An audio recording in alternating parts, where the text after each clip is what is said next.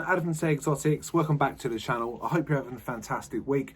Enjoy the weather wherever you are in the UK. Some places it's really rainy, some places it's really windy, some places it's really quite hot. In my instance, it's sort of all three, so it's a bit weird out there. But again, I apologise for not uploading much videos lately. I think I'm struggling, as with a lot of other breeders, YouTubers, are struggling with content. I don't want to keep bringing you the same thing over and over again. It just gets repetitive and it gets boring, if I'm honest.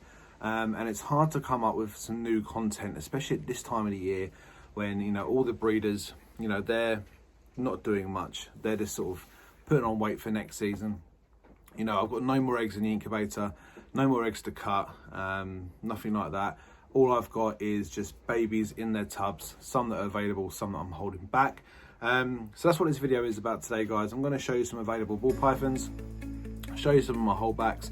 We'll have a quick look at some of the new acquisitions that I've got in the adult tub, and just really go through, you know, sort of a few plans for next year. Nothing too crazy, because I want to do sort of a revealing video later on when I get my new pickups, which I'm planning to get very soon. So guys, I hope you're all doing fantastically well. I hope you're having a great day. I certainly am. So kick back, relax, grab yourself a drink, and let's check out this footage. So guys, I do want to start off with this little girl here. If you remember her, she was the really tiny baby that hatched.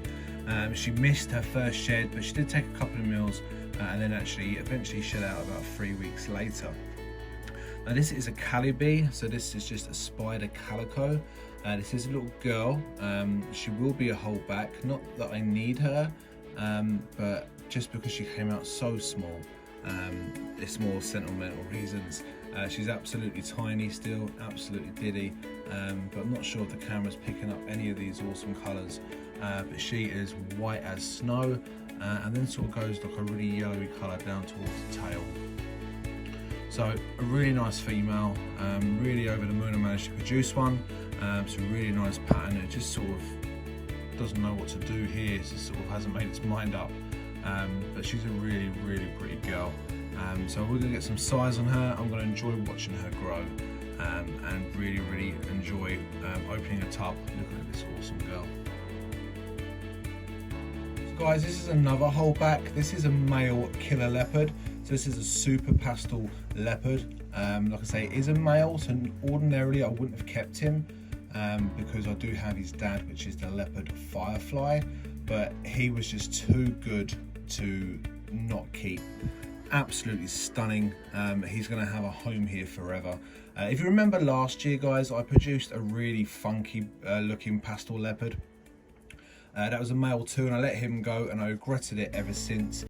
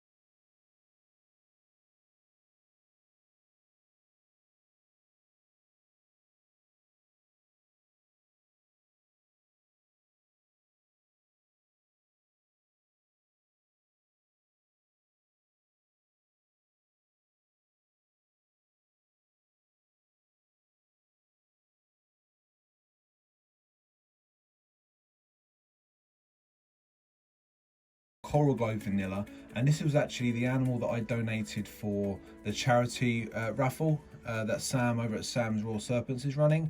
Again, I'll leave his details down below so you can go and check out what he's doing in aid of that awesome charity.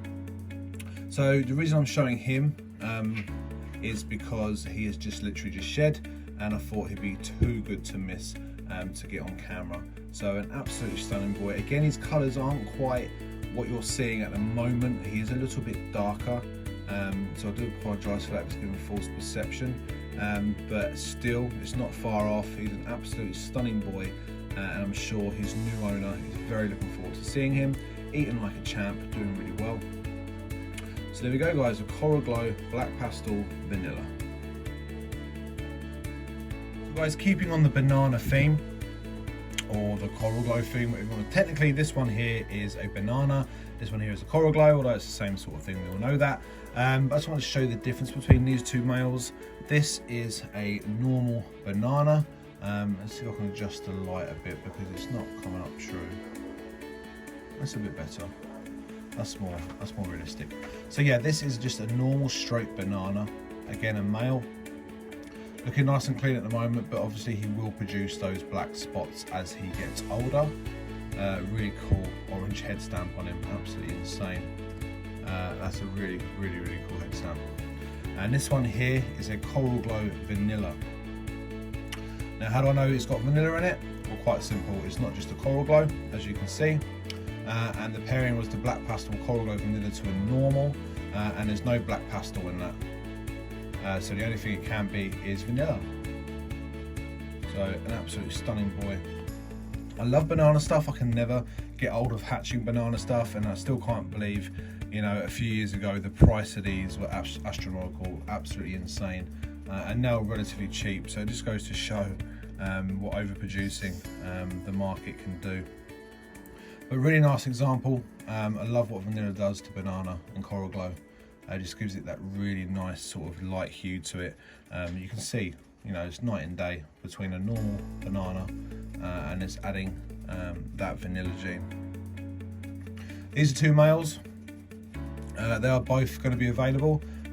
Needed a few more feeds. This one's only had one feed. This one I think is on 3 feeds. So these will both be available. So if you want to get into banana project, then I have a straight banana male with a really cool head stamp. And I have actually a couple of these, excuse the dog's barking, I actually have a couple of these Coral Glow Vanillas available, but all males unfortunately. There are females that we've been staying.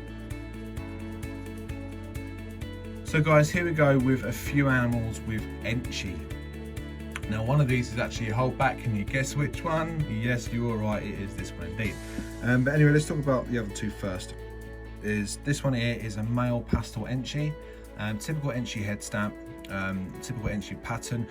What I've noticed as well when it goes into pastel, that it really does it does dull out the pastel colours.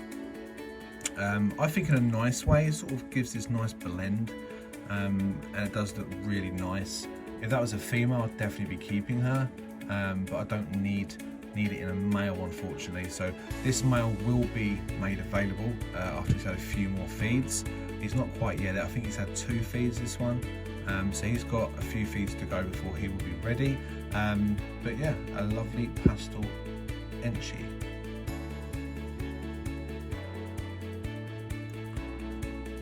Put him to the side. So the one that's trying to escape here, this is an Enchi pinstripe. And I forget what sex that one is. That one is a male also. Again, what I'll try and do is I'll show you the difference between a normal pinstripe and the Enchi pinstripe. Okay guys, so here is the sort of comparison between what Enchi does to the pinstripe. So this is a normal pinstripe, typical pinstripe pattern. Again, this is a male, really nice stripe going down its back, but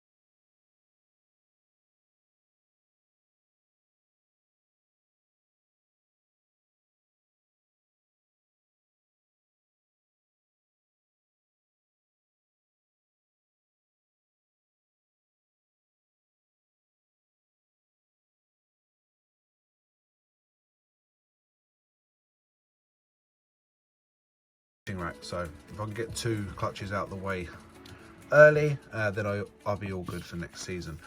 Even if they don't prove out, look at this banana again, even if they don't prove out, you know, that's still a good male to go with them, I think. And I think it was a better idea going with that male, although he's only a het, because the reward, you know, has potential to be so good, so good. And if they don't prove out, I'll just use a visual pied next year. So again, thanks to Darren for that awesome boy. So guys, there we go. I hope you enjoyed that little look at some of the babies I've got available and some of the holdbacks as well. And also a quick look at that awesome project I've got going for this coming season. Now I know it is a big risk using a het male, but the reward I feel is much greater. Imagine, you know, we got Phantom, we got Mojave, we got Pastel, we got Leopard into pied, and on the other side, you know, Pastel, Leopard, you know, Phantom, Mojave, Banana, all into a pied. I mean, incredible animals. The potential is massive. I want to say thank you again to Darren. You know, Darren's been an excellent, you know, he's been brilliant. A really good friend to me. He's helped me out a lot more than you guys will know.